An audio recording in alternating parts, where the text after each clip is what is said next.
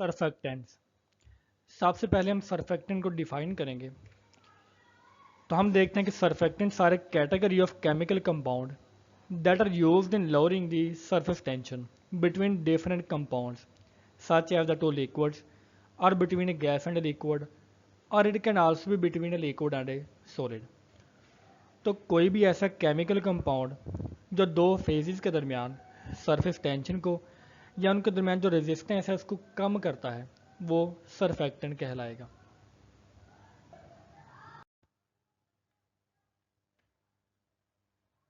हम देखते हैं कि जो जितने भी सर्फेक्टेंट्स हैं उनकी एम्फीफिलिक नेचर होती है। Surfactants are categorised as organic compounds and are amphiphilic nature. It basically means that surfactants are organic compound with both hydrophobic and hydrophilic groups। तो एम्फीफिलिक नेचर का मतलब ये वाला है कि वो वाटर लविंग भी होते हैं और वाटर रिपेलिंग भी होते हैं, और केमिकली वो बेसिकली ऑर्गेनिक कंपाउंड होते हैं। First of all, hydrophobic component जो किसी सर्फेक्टेंट का होता है वो वाटर इनसॉल्युबल होता है, जैसा कि उसके नाम से ज़ाहिर है, और ये सिर्फ और सिर्फ नॉन एक्वस फेज के साथ इंटरैक्ट करता है।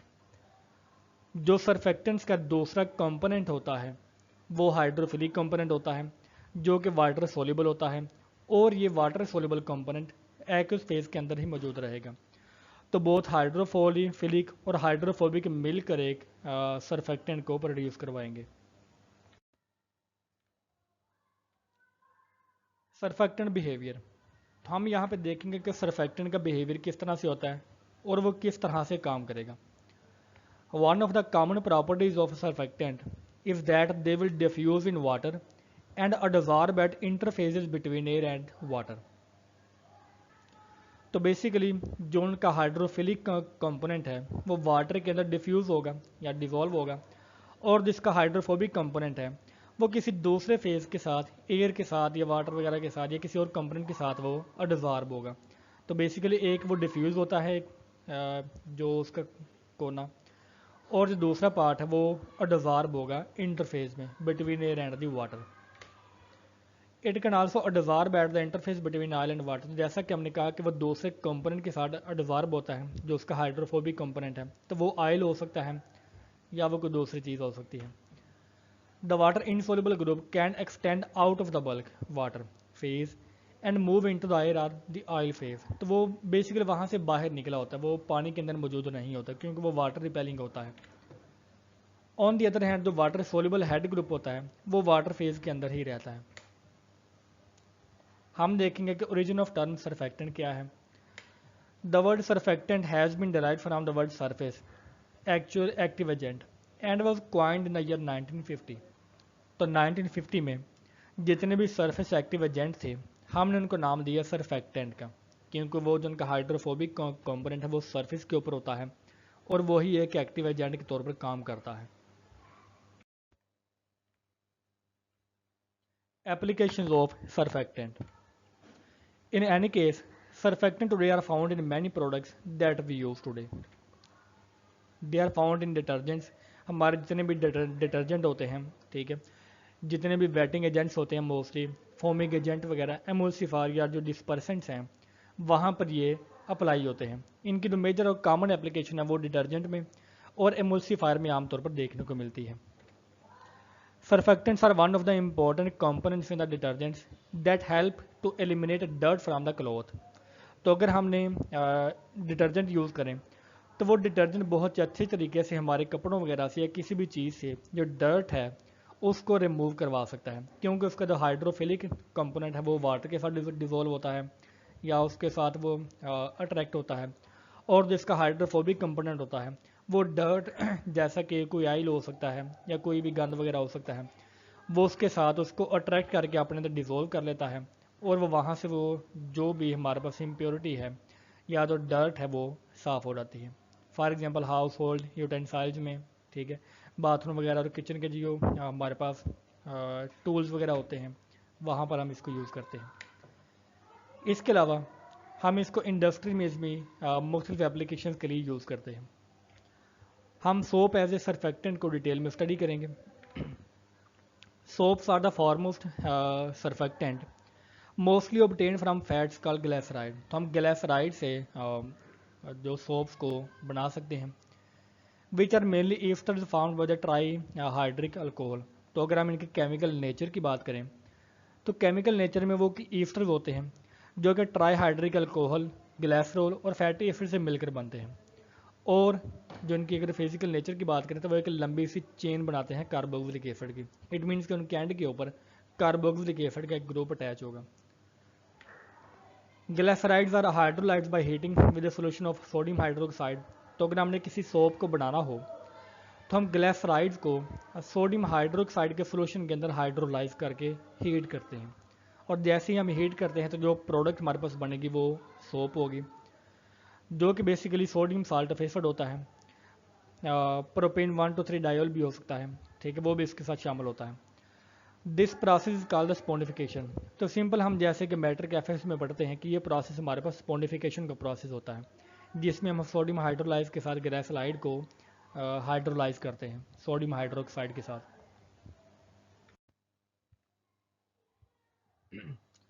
Now the question is how do surfactants work.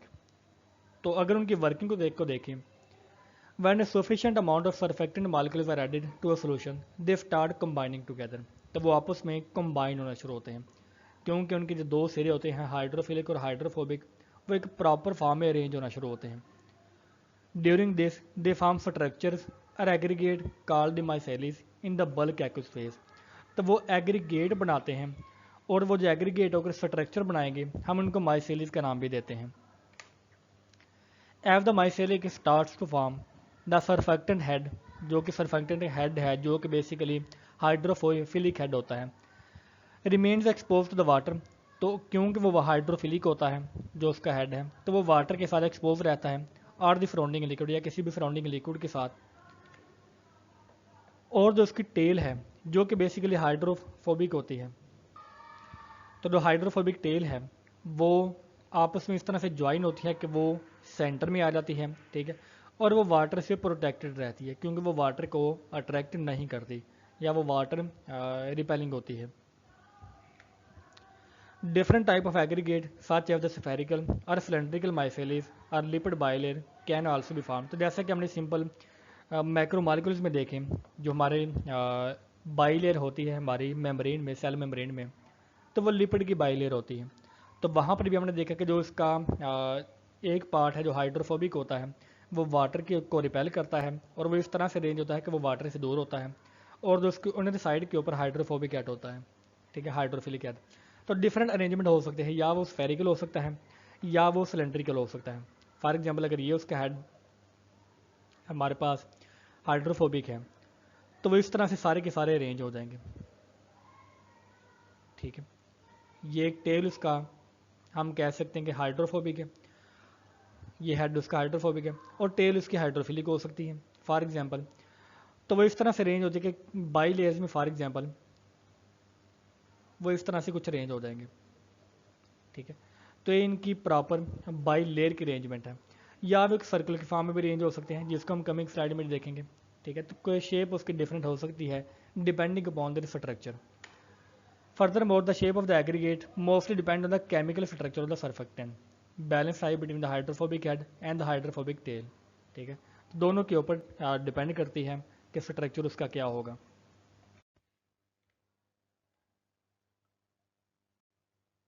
For example हम यहाँ पर डिटेल में देखते हैं कि हमारे पास एक ये सर्फेक्टेंट है, इसका ये वाला पार्ट हाइड्रोफिलिक है और ये वाली टेल इसकी हाइड्रोफोबिक है। इट मीन्स कि ये वाटर को रिपेल करेगी और ये वाटर को अट्रैक्ट करेगी। हम देखते हैं कि किसी सरफेस के ऊपर अगर हम इसको वाटर के अंदर डिसोल्व करें तो इसका जो हाइड्रोफिलिक हेड है वो वाटर की तरफ होगा, ठीक है, ये अंदर की तरफ है, और जिसकी हाइड्रोफोबिक टेल है वो बाहर की तरफ होगी। तो एक अरेंजमेंट उसकी ये वाली है। इसकी दूसरी अरेंजमेंट ये है कि अगर वो वाटर के अंदर मौजूद है तो इसका जो हाइड्रोफोबिक हेड है वो वाटर के अंदर होगा, जो कि वाटर को बेसिकली रिपेल करता है, और जो इसका हाइड्रोफिलिक हेड है जो कि ब्लू फॉर्म में यहाँ पे मौजूद है वो वाटर की तरफ होता है। तो बेसिकली हमने यहाँ पे देखा कि या तो उसकी शेप कोई स्फेरिकल हो सकती है सर्कल की फॉर्म में, या वो एक स्ट्रेट फॉर्म में बाइलेयर की फॉर्म में मौजूद हो सकती है, ठीक है। और ये डिपेंड करता है कि वो कहाँ पर मौजूद है, ठीक है, और इसकी अरेंजमेंट क्या होगी। In any case the surfactant work by breaking down the interface between the oils water and dirt. तो ऑयल वाटर और डर्ट के दरमियान जो इंटरफेस है वो इसको ब्रेक करने के बाद हमारे पास वर्क करेगी। The oils and dirt are also had in the suspension, making it easier to remove them. For example अगर यहाँ पर कोई डर्ट मौजूद है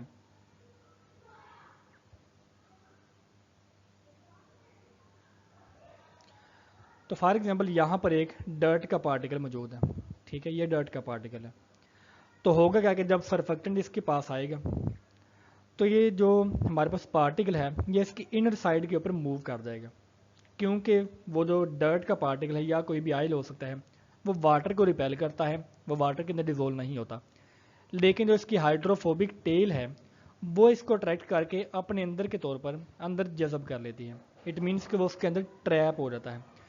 तो ट्रैप होने के बाद जब ये सर्फेक्टेंट रिमूव होगा, जब हम इसको वॉश करेंगे वाटर के साथ, तो वो डर्ट भी यहाँ से रिमूव हो जाती है, ठीक है। तो इस तरह से उनकी जो अगर वो सस्पेंशन में भी मौजूद है, ठीक है, तो हाँ वो बहुत ईजिली रिमूव हो सकता है क्योंकि वो सर्फेक्टेंट के अंदर ट्रैप हो जाता है। Action of the surfactant. हमने देखा कि सर्फेक्टेंट के दो ग्रुप होते हैं, एक हाइड्रोफोबिक जो कि वाटर हीटिंग होता है और एक हाइड्रोफिलिक जो कि वाटर लविंग ग्रुप होता है। The molecules of surfactant are dissolved by the oil and hence they are removed from the surface. तो जो हाइड्रोफोबिक हेड होता है वो बेसिकली ऑयल या किसी दूसरी डर्ट को डिसॉल्व करता है। डिसॉल्व करने के बाद वो ऐसे करता है जैसे इसको ट्रैप कर दिया है ऑयल को। तो हाइड्रोफोबिक हेड किसी डर्ट को ट्रैप करेगा और जो हाइड्रोफिलिक हेड जो है जो कि वाटर लविंग है वो वाटर के साथ अटैच होकर वो डर्ट को रिमूव कर देगा। इट मीन्स कि जब वो खुद किसी सरफेस से रिमूव होगा तो उसके साथ डर्ट भी रिमूव हो जाएगी। The molecules of the surfactant surround the oil after it has been removed and prevent it from depositing it again. तो जैसे कि हमने देखा कि जो डर्ट का मॉलिक्यूल है, फॉर एग्जांपल अगर हमारे पास सर्फेक्टेंट का स्ट्रक्चर कुछ इस तरह से है, ये हमारे पास हाइड्रोफोबिक है और ये जो पार्ट हैं ये वाला हमारे पास हाइड्रोफिलिक होगा और ये वाला पार्ट हमारे पास हाइड्रोफोबिक है। तो डर्ट यहाँ पर हमारे पास ट्रैप हो जाएगी। तो ट्रैप होने के बाद जो सर्फेक्टेंट के मॉलिक्यूल है वो इसको सराउंड कर लेते हैं और इसको प्रिवेंट करते हैं कि वो दोबारा से डिपोजिट ना हो। इट मीन्स कि वो दोबारा से हमारे लिक्विड के अंदर डिजोल्व ना हो। तो ये बेसिक से हमारे पास एक्शन होता है सर्फेक्टेंट का। Manufacture of the surfactant. The glycerides which are used in making surfactant contain unsaturated and saturated carboxylic acid। तो अगर हम केमिकली देखें जो ग्लाइसराइड का स्ट्रक्चर है जो कि बेसिकली सर्फेक्टेंट को बनाने के लिए ही इस्तेमाल होता है आमतौर पर, उसमें दोनों पार्ट्स मौजूद होते हैं, एक अनसैचुरेटेड पार्ट और जो स्ट्रक्चर्ड कार्बोक्सिलिक एसिड, दोनों के दोनों होते हैं। That consist of an even number of carbon atoms in the range of 12 to 20। तो अगर पूरे मॉलिक्यूल में देखेंगे कितने कार्बन एटम होंगे तो वो 12 से लेकर 20 तक हो सकते हैं। जैसे कि स्टेरिक एसिड में हमारे पास CH3 है, उसके बाद CH2 के 16 मॉलिक्यूल्स हैं और उसके बाद COO2H और एन के ऊपर कार्बोक्सिलिक एसिड का हमारे पास एक ग्रुप होता है।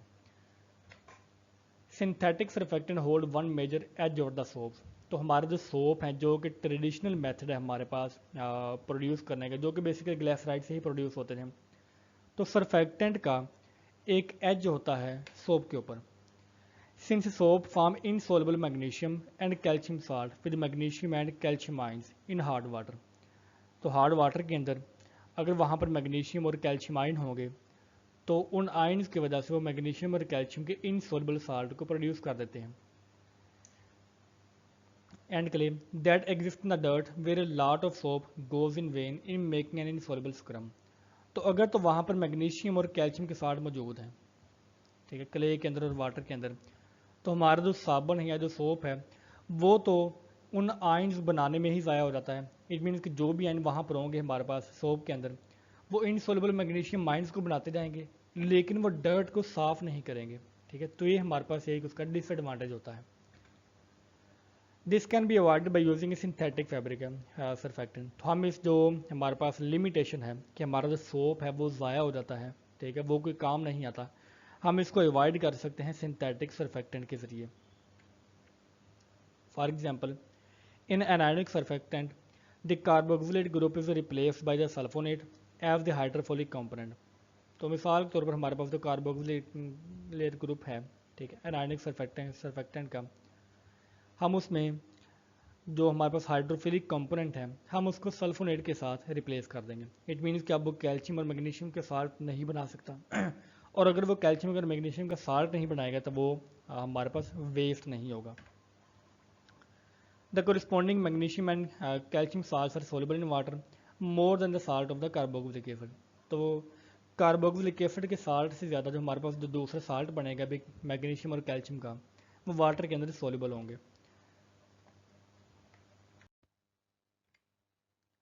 Types of the surfactant. There are several types of the surfactant that are classified according to their polar head group. तो हमारे पास एक इस तरह का एक स्ट्रक्चर होगा सरफेक्टेंट का, तो इसका जो हेड का ग्रुप है उसकी बेस के ऊपर हम सरफेक्टेंट को डिफरेंट टाइप्स में क्लासीफाई करते हैं। The hydrophobic tail were seen to be often similar, लेकिन ये जो टेल होती है, ठीक है, इसके पीछे ये तकरीबन हर कंपाउंड में सिमिलर होती है। फर्स्ट ऑफ ऑल हम देखते हैं कि anionic surfactant, if the charge on the head group जो कि हाइड्रोफिलिक हेड है is negative the surfactant is called the anionic. तो अगर इसके ऊपर चार्ज नेगेटिव है तो वो एनायोनिक सरफेक्टेंट होगा। फॉर एग्जांपल, हमारे पास ये एक चेन है कार्बन मॉलिक्यूल की और ये हमारे पास एक हेड है, तो अगर तो हेड हमारे पास नेगेटिव चार्ज का होगा तो हम उसको एनायोनिक हेड कहेंगे और पूरा मॉलिक्यूल या जो पूरा सरफेक्टेंट है वो हमारे पास एनायोनिक सरफेक्टेंट होगा। It contains an anionic functional group at its head such as the sulphate, sulphonate, phosphate and carboxylate. तो यहाँ पर ये वाले ग्रुप मौजूद हो सकते हैं एनायोनिक हेड में। फॉर एग्जांपल, सल्फेट्स, सल्फोनेट्स और ग्लूकोनेट्स जो हैं वो एनायोनिक सरफेक्टेंट को प्रोड्यूस करेंगे। Cationic, similarly if the head group जो कि हाइड्रोफिलिक एंड होता है has a positive charge it is called cationic. तो ये हमारे पास एक टेल है और ये इसका हेड है, तो अगर हेड के ऊपर पॉजिटिव चार्ज है तो वो सरफेक्टेंट कैटायनिक सरफेक्टेंट कहलाएगा। Alkyl ammonium chlorides are common example of the cationic surfactant. फिर हमारे पास आता है zwitterionic surfactant. Zwitterionic surfactant also known as the amphoteric have both positive and a negative charge on the hydrophilic head। तो जैसे कि हमने देखा कि इसके नाम से जाहिर है कि वो एम्फोटेरिक है। एम्फोटेरिक मीन के इसके ऊपर दोनों के दोनों चार्ज मौजूद होते हैं, तो इसके हेड के ऊपर नेगेटिव चार्ज भी होगा और पॉजिटिव चार्ज भी मौजूद होगा, तो हम इसको नाम देंगे एम्फोटेरिक का। They have both cationic and anionic centres attach to the same molecule. तो ये मॉलिक्यूल हमारे पास सेम है पीछे, तो वो दोनों के दोनों सेम मॉलिक्यूल के साथ अटैच होते हैं। It basically has a net charge of 0। Butadiene and amino oxides are example of this type of surfactant. Non-ionic surfactant. Non-ionic surfactants are mostly neutral and no charge is present on their hydrophilic end. तो ये almost neutral होते हैं। तो जैसे कि हमने amphoteric में देखा कि पॉजिटिव और नेगेटिव चार्ज एक दूसरे को कैंसिल आउट करके एक जो नेट न्यूट्रल चार्ज प्रोड्यूस करते हैं, लेकिन नॉन आयनिक में कोई चार्ज होता ही नहीं है। फॉर एग्जांपल, हम देखते हैं कि हमारे पास एक ये चेन है, ठीक है, और ये सारे के सारा इसके ऊपर कोई चार्ज मौजूद नहीं होता। When non-ionic surfactant have covalently bonded oxygen containing hydrophilic group, ठीक है, तो इस चेन के साथ अगर हमारे पास oxygen containing hydrophilic group attach होगा which are bonded to the hydrophobic parent structure, then it will produce non-ionic surfactant. They can be used to emulsify oils and seem to do a better job than anionic surfactant at removing organic soils. तो organic components को remove करने के लिए, for example वो oil भी हो सकता है, तो इसको रिमूव करने के लिए जो नॉन आयनिक कंपोनेंट है वो ज़्यादा बेहतर तौर पर सामने आता है। Non ionic surfactant are less sensitive to water hardness than anionic surfactant. तो क्योंकि इनके ऊपर चार्ज कोई नहीं होता, तो वाटर हार्डनेस का इसके ऊपर असर भी कोई नहीं होता। जैसे कि अनायनिक के ऊपर होता है कि वो जो हमारे पास जो वाटर हार्डनेस है वो कैल्शियम और मैग्नीशियम की आयंस प्रोड्यूस कर सकती है। ठीक है, तो यहाँ पर ऐसी कोई बात नहीं होती। And the form less strongly, तो इनका जो फॉर्म है वो ज़्यादा स्ट्रॉन्ग भी नहीं होता। Some common examples of the non ionic surfactant are ethoxylates, alkoxylates and the cocamides. तो ये सिंपल इसके एग्जाम्पल है नॉन आयनिक सर्फेक्टेंट की।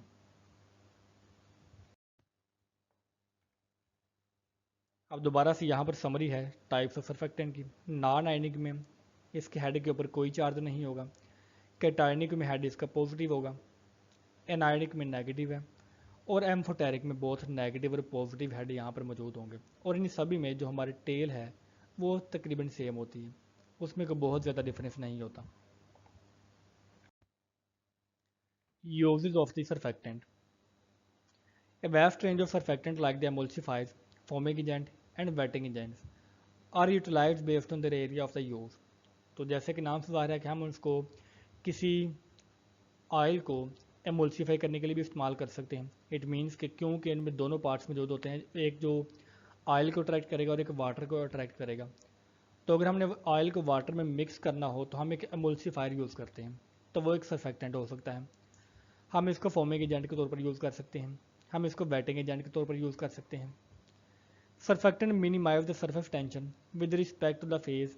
ठीक है, तो क्योंकि ये दो फेज के साथ मिक्स हो सकते हैं, तो मिक्स होने के बाद ये सरफेस टेंशन को कम कर देते हैं। And hence lie at the heart of the interfacial chemistry. तो हमारे पास जो केमिस्ट्री की ब्रांच इंटरफेशियल केमिस्ट्री है, जिसमें हम 2-3 फेजेस के दरमियान काम करते हैं, तो वहाँ पर जो मेन यूज़ होता है सर्फेक्टेंट का। Surfactant play an important role in cleaning, wetting, dispersing, emulsifying, foaming and anti-foaming agents. They are used in the agrochemical formulation such as the herbicides, insecticides, biocides और spermicides। तो medical field में और agrochemical field में इसका बहुत ज़्यादा use होता है।